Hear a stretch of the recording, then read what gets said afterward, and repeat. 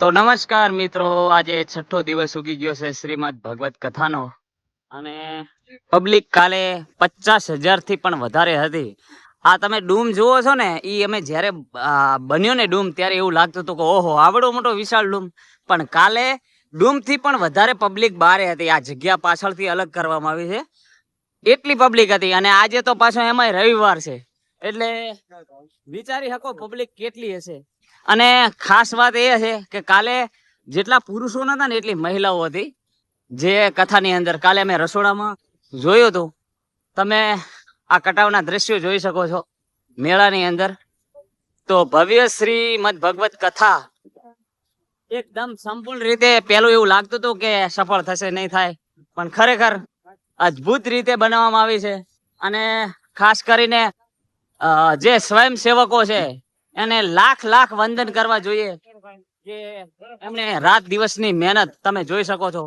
એટલું કામ કરી રહી છે પબ્લિક, એટલા સેવકો મથી રહ્યા છે ને કે 50,000 પબ્લિક છે ને તો કોઈ જગ્યાએ એવી બીના નથી બની કે કોઈ જગ્યાએ એવો બનાવ નથી બન્યો. અને સાથે સાથે પાણીમાં કોઈ જગ્યાએ કોઈ પ્રોબ્લેમ નથી થયો. એટલે એ ખાખીજી મહારાજનો પ્રતાપ છે અને સ્વયંસેવકોની તાકાત છે.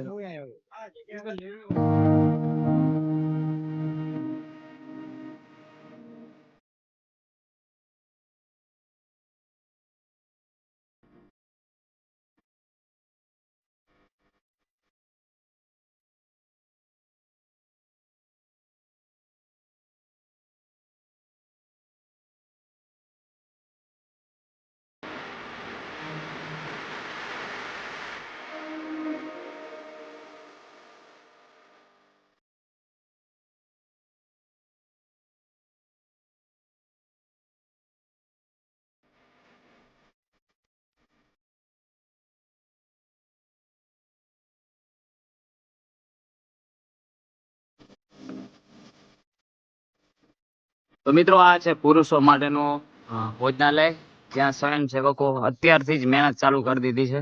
કારણ કે પબ્લિક આજે આ વધારે આવવાની આશા છે, એટલે મંદિરની અંદર પબ્લિક નો ઘસારો ચાલુ થઈ ગયો છે. અને સભા મંડપની અંદર પણ હવે જવાનું વિચારીએ છીએ, ત્યાં કેટલી પબ્લિક છે, કાલ કરતા વધારે છે કે ઓછી છે, પણ બધો અંદાજ એવો છે કે આજે પબ્લિક ડબલ થઈ જવાની છે. મિત્રો, આ છે રસોડું, આટલું વિશાળ, લોકો અહીં કામ કરી રહ્યા છે. અને જોઈ શકો છો તમે, આટલી મહેનત સંઘર્ષ છે ત્યારે આટલી પબ્લિક તમે કંટ્રોલ કરી શકો છો.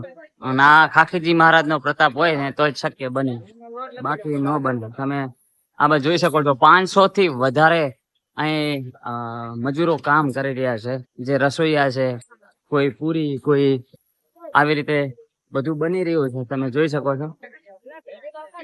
આ પણ એટલે રસોડાનું કામ કેવાય ને, એ ખાખીજી મહારાજના પ્રતાપે આ ચાલુ કમ્પ્લીટ થઈ ગયું છે. ઘણો સંઘર્ષ કરવો પડ્યો છે. આટલું બધું મોટું મેદાન હતું ને ત્યાં બધું હતું, પણ હવે અહીં થઈ રહ્યું છે. તમે જોઈ શકો છો કેવડા મોટા તપેલા છે. આ એક નથી, આવા તો કેટલાય છે.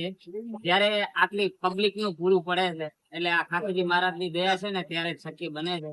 અને દાતાઓની મહેનત, સેવકોની જે કામ કરવાની ધગશ ના કારણે જય ખાખીજી મહારાજ.